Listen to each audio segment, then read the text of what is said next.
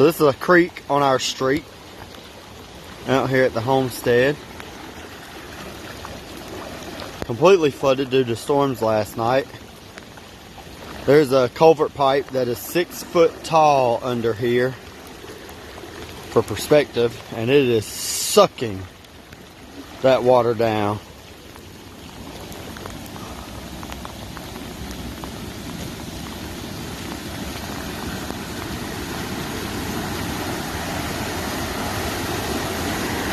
This slippery bad boy here is what it looks like.